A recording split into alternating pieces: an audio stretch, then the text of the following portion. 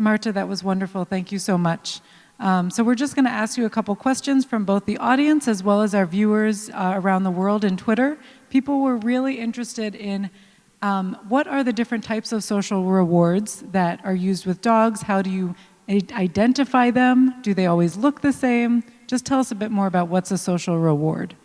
Oh yeah, that's really a very important point, because that was one of the issues with the paper I cited, that it's very difficult to test the potentials or the efficiency of social reward if you want to standardize the social reward. And of course, in a laboratory procedure, you always want to standardize everything, but dogs are different personalities, they are different individuals. So you always have to adjust the social reward to the type of the dog, to the individual you are working with.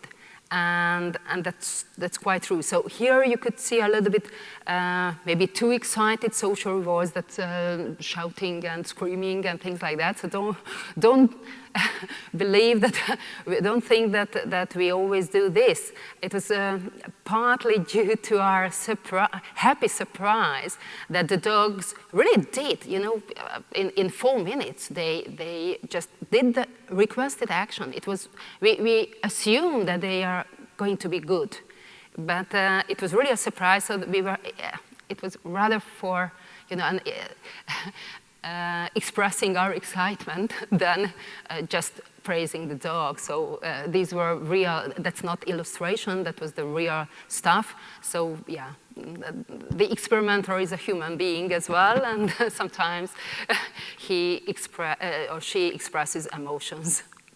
Sure. Now, one of the questions that has come through also was asking what's one of the biggest challenges, particularly for dog owners, in implementing the do as I do. So for example, do you find that people have fixed beliefs about what works and doesn't work when it comes to training their companion dogs?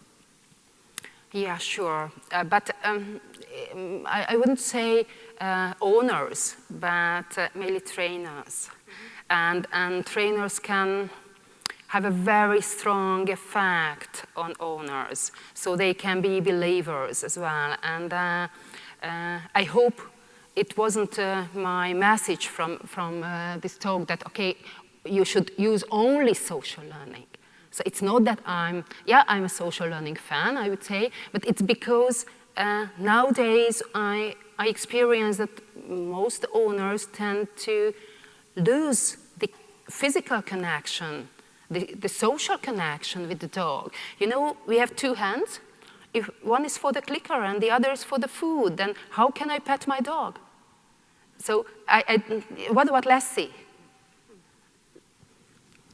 Yeah, that's so specifically when you're talking about particular types of training, are there areas where you've seen social rewards work really well? For example, with assistance dog work, is there any area that you've really been bringing in the social aspect?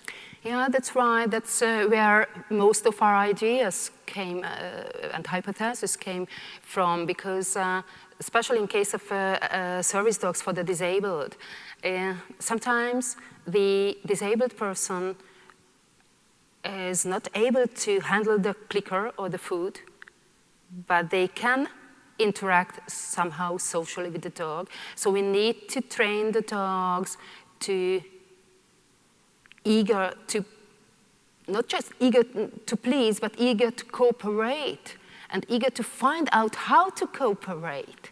So not just, okay, is there a food reward? Okay, I would do my task. If there is no food reward, I wouldn't do anything. So that's not a good type of strategy in case of a service dog. We need something more social and more flexible. One of the growing areas of research, as you know, within canine science is regarding dogs' olfactory abilities, so what they can smell, not just the capacity, but also in what context they switch it on and off. Do you think that future olfactory studies will incorporate elements of social learning? That's an interesting question. So far we are at the stage of exploring this area, because, you know, we are surprised. So we expected that's why we run these studies. We expected that the usage of dogs' really excellent olfactory abilities is not that simple than we usually think. So we think that, okay, the dogs would solve this problem using their noses. Oh no, they wouldn't. So they have these excellent abilities, but it seems that they really need to switch this ability on sometimes. And first, we need to explore how the whole situation works and what the dog's strategy in this case. We just compared the ability of different types, different breeds of dogs and wolves in this respect. And now we can go further. Actually, I haven't got the idea so far to include social learning into the olfactory stuff, but maybe that's a good idea. All right, well, thank you so much, Márta.